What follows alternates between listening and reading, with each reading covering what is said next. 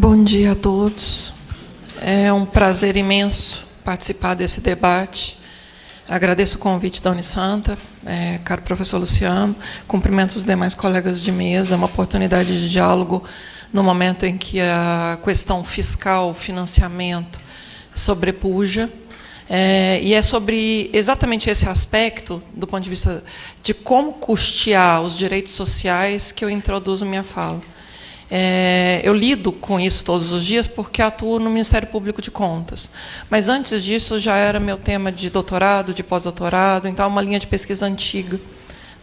Falar da emenda 95 nesse contexto, falar do subfinanciamento da saúde, de uma fratura profunda no pacto federativo que sustenta o SUS, o Sistema Único de Saúde, nos dá, inclusive, um patamar de discussão, inclusive, sobre, por exemplo, agora, mais recentemente, a ideia de uma carreira federal para o programa Mais Médicos, ou mesmo qualquer outro mecanismo que venha a se substituir. Eu trouxe uma apresentação, o tempo vai ser muito curto. Eu queria pedir ao passador de slide, se possível, que aí eu já vou direto nos números.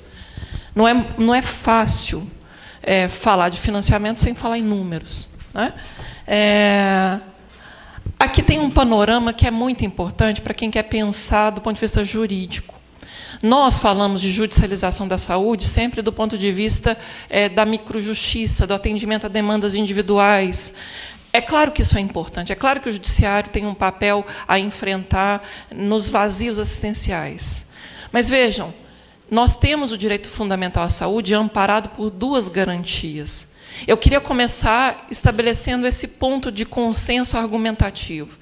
O direito à saúde tem na Constituição 2 remédios, e assim precisamos sustentá-los, inclusive para fins de vedação de retrocesso, para fins de cláusulas pétreas. Há 2 garantias estruturais no artigo 198 da Constituição que amparam o direito à saúde, estabelecido que foi no artigo 196. São elas: a garantia orgânica. Existe uma organização da política pública na federação, na forma de um sistema único. Na forma de um sistema único estabelecido em pactuações tripartites, que é aderente, inclusive para fins de conceito do que é integral ou não, a integralidade possível do SUS. O que é direito à saúde para fins de pretensão judicial? A integralidade é tudo para todos agora, ou aquilo que é construído no planejamento sanitário, dentro de uma pactuação federativa sustentável intertemporalmente. É impossível para a política pública dar tudo para todos agora. A política pública se lastreia num diagnóstico de demandas, em que você, inclusive, levantando as demandas, prioriza a atenção básica. É custo efetivo fortalecer a atenção básica, a prevenção e a promoção da saúde. Já não é racional, por exemplo, de outro lado, cada prefeito ter uma maternidade para chamar de sua, porque não tem ganho de escala, não tem capacidade de gestão que suporte essa multiplicação de hospitais de pequeno porte. É irracional fazermos essa pressão hospitalocêntrica, essa pressão de incorporação tecnológica da indústria farmacêutica, sem concomitantemente fortalecermos a atenção básica.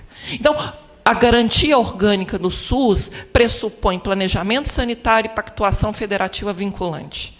O pactuado na comissão intergestores tripartite é obrigatório, pacta sunt servanda na federação. A pactuação na CIT é obrigatória, é exigível. E qual é a pactuação adequada? A pactuação aderente ao planejamento sanitário. Planejamento ascendente, planejamento construído, diagnosticado, que orienta a atenção básica, que estimula essa cobertura mais ampla possível da resolução dos problemas, da prevenção e da promoção da saúde, não só a recuperação. Então, a primeira garantia é essa. A segunda garantia é a garantia financeira. Não tem como assegurar direito social sem financiamento. Não tem como assegurar direito social sem financiamento.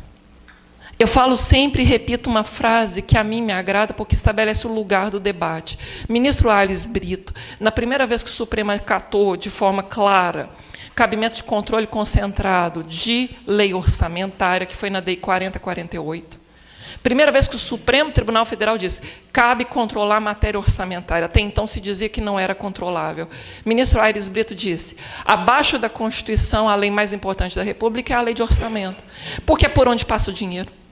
Sem dinheiro não se realizam direitos.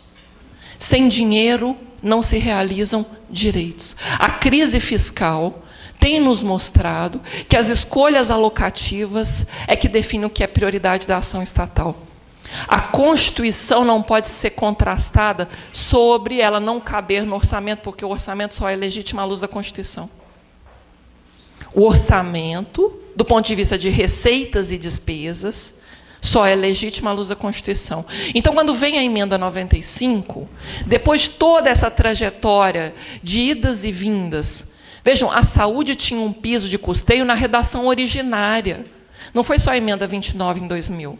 A gente já tinha uma proporção do orçamento da Seguridade Social. Depois veio aquela discussão falaciosa da CPMF ir ou não para a saúde, ser fonte adicional de receita e não foi. Veio a própria emenda 29, em que a União foi o único ente da federação que não tinha comportamento de aplicação mínima referida à sua arrecadação. A União apenas corrigia pela variação nominal do PIB. E isso criou um descasamento profundo entre o gasto maior dos municípios, o gasto relativamente estagnado dos estados, porque os estados ainda falseiam o piso da saúde. Tem um tema de repercussão geral no Supremo Tribunal Federal, que até hoje não foi julgado, sobre as várias, me permitam, pedaladas sanitárias, as manipulações contábeis do conceito do que é ou não um gasto mínimo em saúde. Embutiram até despesas veterinárias, público de carteira fechada, saneamento básico, etc, etc, etc. Então, é o tema de repercussão geral 818. Os estados, em regra, aplicam muito perto do piso quando não descumprem declaradamente. Minas Gerais, Rio Grande do Sul, Rio de Janeiro, agora mesmo um debate recente no Rio Grande do Norte, Santa Catarina, não aplicam o piso da saúde. Quem carrega a pressão da sociedade pela efetividade do direito à saúde, pela estrutura do SUS, de fato, ser a mais ampla possível, ou pelo menos a busca de ampliação, são os municípios. Então, nesse sentido, eu vejo uma dupla lesão à cláusula pétrea dos direitos e garantias fundamentais, quando a União se retrai no comportamento do financiamento mínimo da saúde, quanto também do Pacto Federativo. A emenda 95 afronta não só o direito à saúde, o direito à educação, por esvaziar o piso da saúde e da educação no artigo 110 da DCT, como também a própria perspectiva de uma federação que organize a política pública. E ali eu trago, inclusive, esse rol de redesenhos. Tem como passar, por favor? Aí, a emenda 29 que eu disse, a lei complementar 141, cuja demora em regulamentar foi muito grande, a figura de a União tendo dotações orçamentárias no período em que tínhamos superávit primário de quase 4% do PIB, não executar as dotações autorizadas no orçamento, tinha previsão na lei de orçamento. A reserva do possível era comprovável à luz das dotações orçamentárias. Quando se fala em reserva do possível, nós, no direito financeiro, temos muita clareza a respeito disso. Só que não se processava a despesa, não se pagava a despesa, para não gerar um processo, efetivamente, de avanço do piso federal em saúde. E, nisso, o próprio TCU e depois o Conselho Federal de Medicina aprovaram, do período de 2000 a 2014, quase um ano de Ministério da Saúde, isso sem correção monetária, foi dotação prevista, mas não realizada, não gasta, para manter o piso da União estagnado, como se fora teto. O famoso piso-teto fazia com que o gasto federal fosse mantido estritamente apenas naquele patamar, ainda que houvesse dotação autorizada, ainda que a gente tivesse um fluxo de arrecadação alto, ainda que a sociedade pressionasse com demandas judiciais. E aí a pergunta que trago, inclusive, aqui, né, quando a emenda 86 foi aprovada. A emenda 86 é aquela do orçamento impositivo.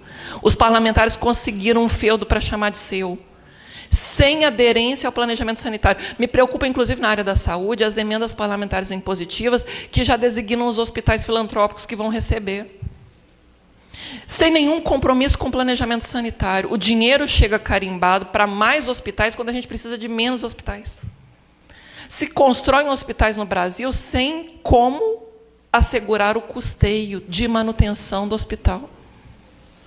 Compram-se aparelhos sem haver quem vá fazer o seu uso adequado. O debate aqui da emenda 86 é que houve, sim, retrocesso, na forma de subpisos escalonados. E aí, é a DI 5595. Para todos os que querem pensar a judicialização da saúde do ponto de vista da macro-justiça, ministro Gilmar Mendes, na suspensão de tutela antecipada 175, lá em 2009, já tomava consciência de que havia o debate da microjustiça, essa que se avoluma e que parece chegar a uma encruzilhada histórica, de tomada de perspectiva. E havia a macrojustiça. Qual é a macrojustiça? A macrojustiça é estruturada naquelas duas garantias que lhes disse. Garantia orgânica, ou o SUS é a pactuação federativa aderente ao planejamento sanitário, ou ele vira a captura dos fornecedores. A cadeia produtiva de fornecedor da saúde diz o que o SUS é. Os fornecedores da indústria farmacêutica, do fetiche hospitalocêntrico, os próprios profissionais médicos, a nossa pouca capacidade de controlar a produtividade mínima. A gente não sabe o que entrega para a sociedade a título de SUS, porque não há um planejamento sanitário que identifique o que é a integralidade possível. E aí a cadeia produtiva dos fornecedores vai pressionando cada qual para buscar o seu quinhão. E a judicialização da saúde acaba saturando ainda mais esse processo esquizofrênico do farinha pouca, meu pirão primeiro. E aí a gente volta a ter casos de sarampo, de tuberculose, febre amarela urbana, risco de febre amarela urbana. Retorno da mortalidade infantil, que estava, né, o retorno, assim, o crescimento do indicador de mortalidade infantil, de mortalidade materna. Retrocessos em indicadores do desenvolvimento sustentável que a gente já tinha conseguido, de alguma forma, enfrentar.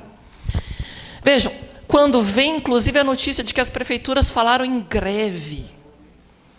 Sabe por que as prefeituras ameaçaram parar a prestação de serviços públicos? Porque a União contingenciava, sim, o repasse dos programas da saúde e da educação. Piso de atenção básica, piso de média e alta complexidade. Contingenciava como? Impondo limites de pagamento sempre inferiores aos limites de empenho, mesmo já embutidos nos limites de empenho, o saldo de resto a pagar. O tempo é tão curto que eu tenho que falar tecnicamente, mas confiando. Sinceramente, eu peço, tenham a curiosidade de depois pegar a apresentação. A apresentação, eu peço, fique disponível.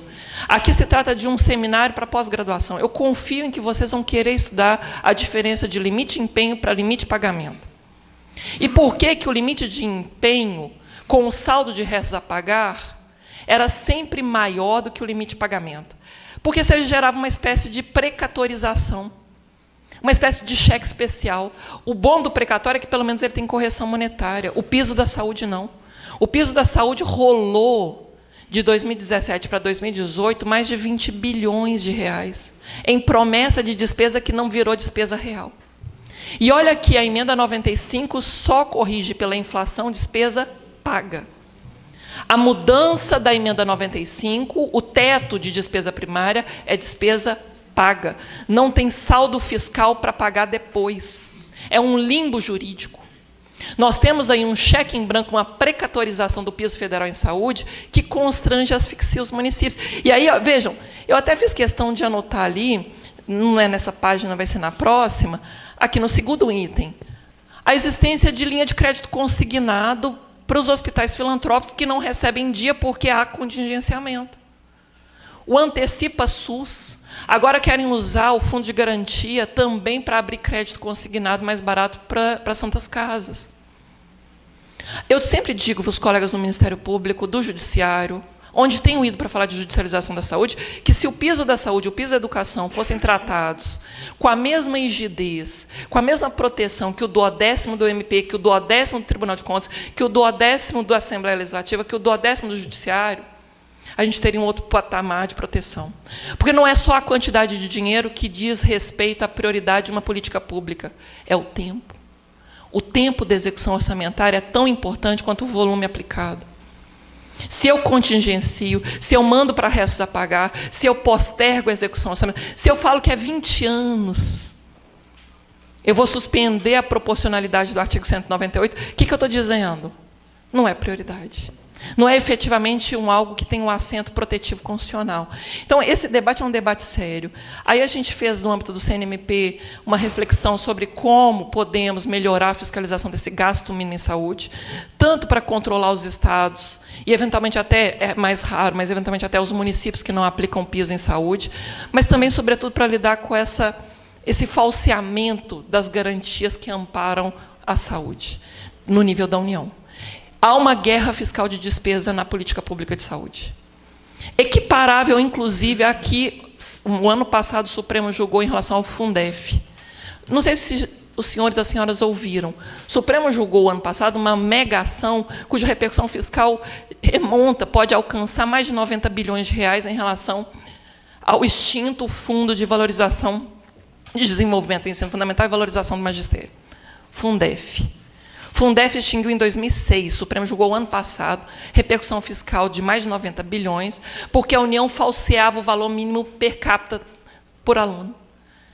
E valores ínfimos, mesmo assim falseava. A União paga hoje para o Fundeb 13 bilhões ano, enquanto aporta para o FIES quase 3 vezes mais. Que debate é esse que esvazia a responsabilidade solidária pela saúde e pela educação, e que não faz o aporte adequado no financiamento da saúde? É exatamente isso que eu chamo de guerra fiscal de despesa.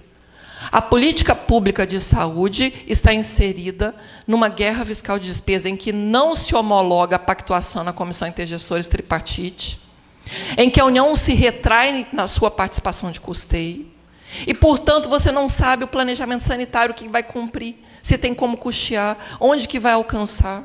E aí todo mundo começa a disputar esse bolo de forma absolutamente irracional, um tanto quanto descoordenado, e, por isso mesmo, tendente a uma resposta injusta. Aquilo que eu falava, precatorização. Né? E vale lembrar que um precedente do Supremo Tribunal Federal, de 2004, muito invocado em quem fala de políticas públicas, que é a DPF 45. A DPF 45 era sobre a Lei de Diretrizes Orçamentárias da União, de 2004, sobre o piso da saúde federal, embutindo despesas financeiras no piso federal da saúde. O ministro Celso de Mello, naquela ocasião, já dizia: não cabe manipular a atividade financeira do Estado para frustrar, fraudar o mínimo existencial, esses direitos fundamentais do mínimo existencial. Desde 2004, há 14 anos, o Supremo sabe que se manipula a atividade orçamentária e financeira do Estado para negar a efetividade aos direitos fundamentais, sobretudo sociais. E a gente não avança exatamente porque a gente não consegue brecar os retrocessos. Os retrocessos vão se acumulando historicamente e configuram aquilo que, inclusive, lá na DPF 347 do Sistema Prisional Brasileiro, claro que é um contexto diferente, mas de toda sorte, um estado de coisa inconstitucional. Omissões sucessivas, fragilidades orçamentárias sucessivas, disputas federativas sucessivas esvaziam a própria proteção constitucional daquele direito fundamental, naquilo que ela traz de arcabouço orgânico e financeiro. No caso da DPF 347, mandou descontingenciar o fundo penitenciário. No caso da DI 5595, em relação a retrocesso no piso da saúde, o que está em debate? Reformas constitucionais podem aprimorar os pisos da saúde, por exemplo, para atrelar o atingimento das metas dos fins programados no planejamento sanitário. Mas se a emenda 95, a própria emenda 86 implicarem um novo cálculo do piso que traga redução de proteção, é inconstitucional. É esse patamar de debate que a gente vai ter que fazer em relação a um tempo de ajuste fiscal, esse tal ajuste fiscal que não chega nas despesas financeiras, e olha que a nossa Constituição exige limite de dívida consolidada, limite de dívida mobiliária. Nossa Constituição estabelece um patamar assim. Os Estados Unidos têm limite de dívida, por que o Brasil não pode ter? Por outro lado, nós não controlamos renúncias fiscais. Nós não controlamos a execução adequada da dívida ativa, cujo volume, inclusive, às vezes é deixado prescrever, não se executa adequadamente. Nós não controlamos o fluxo das receitas nem as despesas financeiras. Aí ficamos maldizendo, por definição e ontologicamente, as despesas primárias que amparam direitos sociais. Nós sequer fazemos avaliação de desempenho dos servidores para controlar o inchaço pessoal. O problema é do piso da saúde e da educação. É esse o debate que quero lhes provocar. Essa aqui é uma frase do ministro Ricardo Lewandowski, que concedeu a cautelar. Ele dizia: a ocorrência de reforma constitucional que visa o aprimoramento dos direitos e garantias é medida desejável, mas alterações que impliquem retrocesso no estágio de proteção por eles alcançado não são admissíveis, ainda que a pretexto de limites orçamentários financeiros. Ou o orçamento é um espaço abrangente de discussão do que é prioridade do Estado, em que a gente analisa o conjunto das receitas, o conjunto das despesas, ou esse momento de reflexão sobre a judicialização da saúde vai produzir mais iniquidade. Eu imagino que o meu tempo já tenha se esgotado, teria ainda alguns dados para passar. Fica aí o convite para que abordem. Inclusive, essa fala muito interessante do ministro Barroso. Quero finalizar com ela. Poderia mostrar mais gráficos, mais dados. Ministro Barroso, na própria ação do Fundef, são ações cíveis originárias em que vários estados ingressaram, ele tomou a palavra e disse: não me é indiferente a crise fiscal da União, mas ela também não é só da União, ela é dos estados e aqui acrescenta dos municípios. Não podemos dar causa, a pretexto de conter o horror econômico, a um horror jurídico. Em relação à política pública de saúde, sem cumprir a pactuação na Comissão Intergestores Tripartite, aderente ao planejamento sanitário, e sem falarmos em um piso de saúde proporcional à arrecadação estatal, ou seja, o binômio possibilidade e necessidade. Eu gosto muito, inclusive, de invocar o direito de família, o direito à prestação alimentícia. Possibilidade e necessidade. A União é o ente da federação que mais arrecada. Inclusive, por meio da DRU, desvincula a parcela das contribuições sociais que deveriam ir para a Seguridade Social. Quem mais arrecada, mais que concomitantemente, quem mais tem se retraído. Quem menos tem aportado musculatura a um sistema que foi, sim, inspirado no sistema britânico. Falta a gente fazer esse debate, inclusive, republicano. Se os herdeiros da linha sucessória do trono da Inglaterra nascem de parto normal no sistema público de saúde britânico, no NHS, o que nós, sociedade, estamos a prometer para a população quando a alternativa ao SUS é a majoração da saúde suplementar com planos de saúde acessíveis, de péssima qualidade. Inclusive, daqui a pouco me preocupa a ideia de que vão criar um FIES do SUS, com mais linha de crédito subsidiado, com mais renúncia de receita para fomentar a assistência suplementar. Ora, é essa a resposta? É esse o horizonte constitucional em que o artigo 199, que é suplementar, se tornaria a resposta regular e o SUS focalizado apenas nos pobres? Um SUS pobre para os pobres? Apenas para os mais pobres? Esse é um debate de envergadura do arranjo constitucional que celebramos em 88. Sem dinheiro não se realizam direitos. Mas também sem uma federação estruturada pelo planejamento que alimenta aquilo que é prioridade, não se faz política pública. Obrigada, desculpa se me excedi no tempo.